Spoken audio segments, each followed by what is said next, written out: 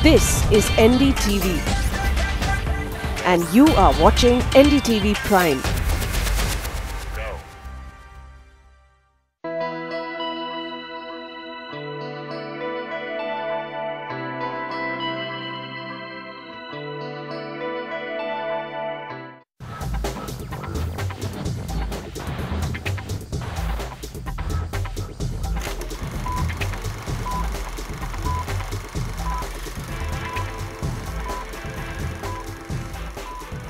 Hello and welcome to Spotlight. Thank you for talking to us. MAMI, it's a festival that's been nurtured by the film community themselves. So what has been your biggest challenge and your biggest achievement? Our biggest challenge really was to get the festival back on its feet in 2014 and 2015.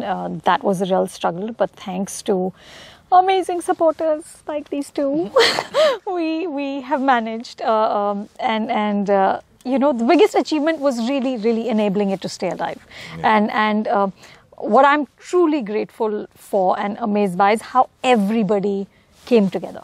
Absolutely. You know, everyone just said, what can we do? And whether it was, you know, them giving time, energy, Deepika Padukone walking that red carpet, people donating money, everyone just pitched in and said, we need to keep it alive, which was fab. Absolutely. And Anurag, your movies have been to festivals. How, and Zoya, also you love watching movies. How do you choose a festival, the one you want to associate yourself with? You know, that loyalty towards a festival. And there's no such thing as loyalty in the sense that the thing is, when we are making a film, as a director, we are looking at what time our film is going to release. Like, you know, the release window is very important. And based on what kind of film it is. So if we need promotion, then we look at what is the closest festival that we can go to. And that's how we decide. In the sense, sometimes we go to Cannes because our films are releasing between May and September. We premiere at Venice or Toronto if it's releasing post-September. Or try and hope to go to Berlin, but it doesn't depend on us, it depends on them to choose us. We can send our film, we can hope that they like our film. Generally that's how it is.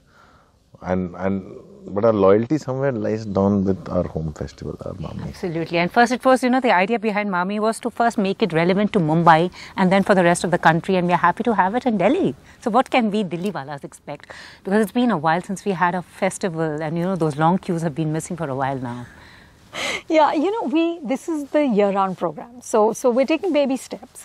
This is the MAMI year-round program, and we hope that it will lead up to bigger and more ambitious things. But you can expect great films like Isle of Dogs and Hereditary, which are the two films that we're screening. But really good cinema. This is all about fostering good cinema. For me, when I discovered cinema, and I had no idea I wanted to be in cinema. That one gap year that I took into 1993. 1992, you know, all these Japanese embassy, the Russian embassy, they used to have the Alliance Française and that Max Muller Bhavan and Shakuntalam was there. They used to screen these movies on the weekends and things, and that's what kind of created that thing in me that I want to be part of it, which led me to a film festival, which led me to Bombay. And I think that has disappeared from the city, kind of. It's become very rare and it doesn't happen. True. Shakuntalam is shut down. The world has changed a lot in 25 years. I think MAMI should be able to do that. You know, hoping that the students across the universities would join the MAMI Film Club.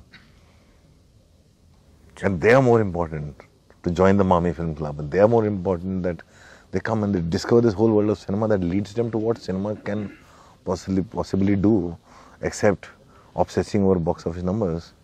Yeah, and you know what Shekhar Kapoor actually said, Bollywood is obsessed with the weekend numbers of the box office than anything else. Do you agree or disagree with that? I don't think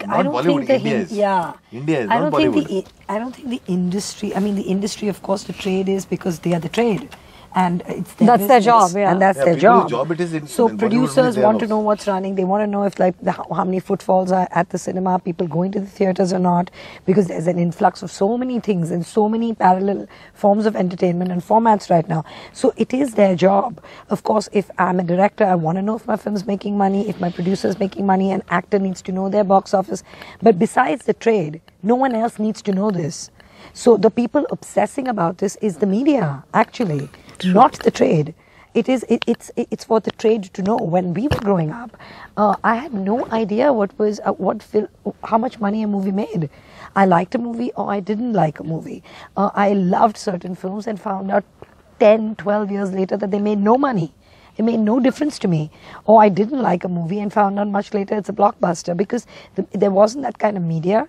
And there was, I feel the press also needs to just write about something, and very few of them can actually critique a film or know what else to write about movies, so they write this. The films that impacted us, we had no idea that some of those films did not work. Yeah, we had no clue. We did not know that until 15, 20 years later, when we got into the industry and we said, this is the film that inspired us, and people told us it was a bomb. I was from the industry and I didn't know. Yeah. Because nobody spoke like that.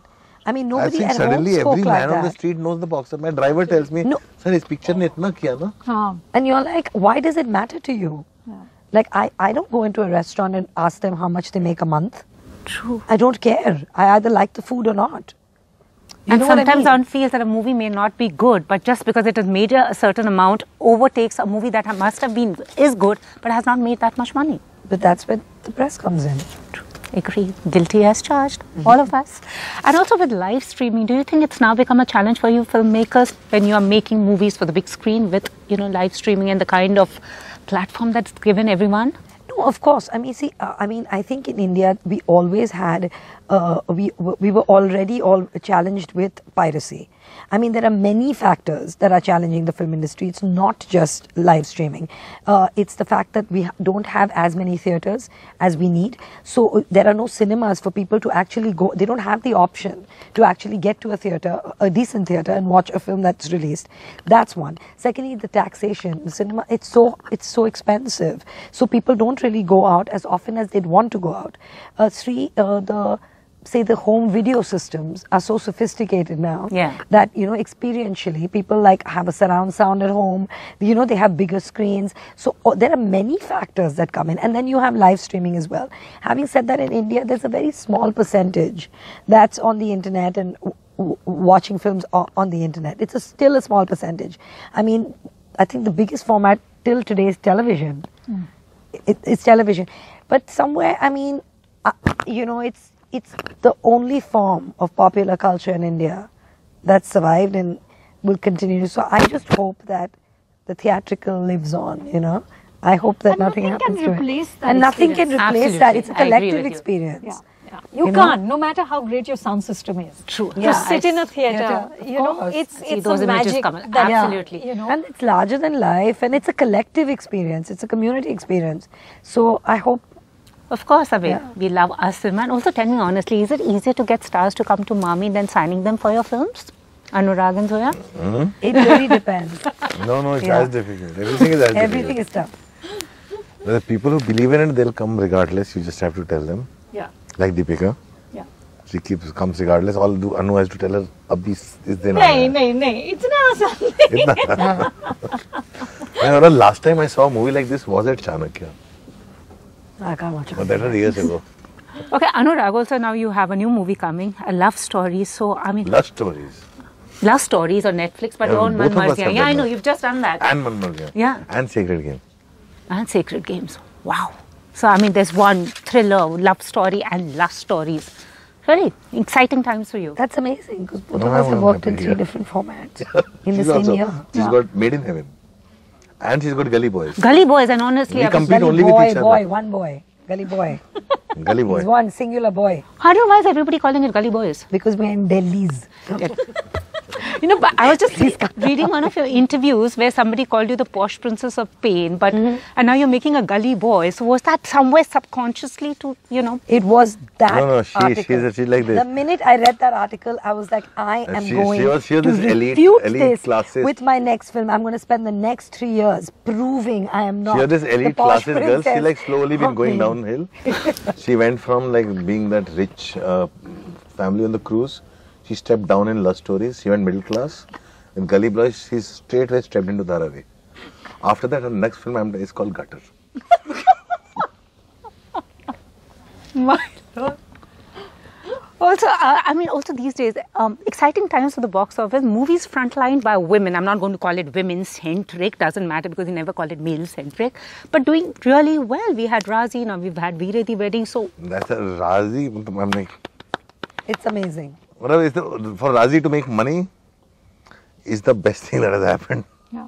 Yeah. It gives it puts in so much It's joy really, back into filmmakers, into people who want to do things. and It gives so much courage to stars. It really opens doors. It opens a lot of doors. It really opens doors that these films have done well. So I'm very, very happy. but they still feel that movies need to be told from the female point of view, which is not happening since stories are written from the male point of view. I think we'll start seeing whose point of view it is. But it's slowly. And it's increasing. The percentage of women every year is increasing. I mean, last Filmfare Awards, both the best director critics and popular were women. So it was Konkana and Ashwini Iyer. So it is increasing, and every year there are more. I mean, in a company like Excel, there are 3 women directors. True. So it is definitely increasing. The percentage is increasing, and it's coming in, and it's healthy.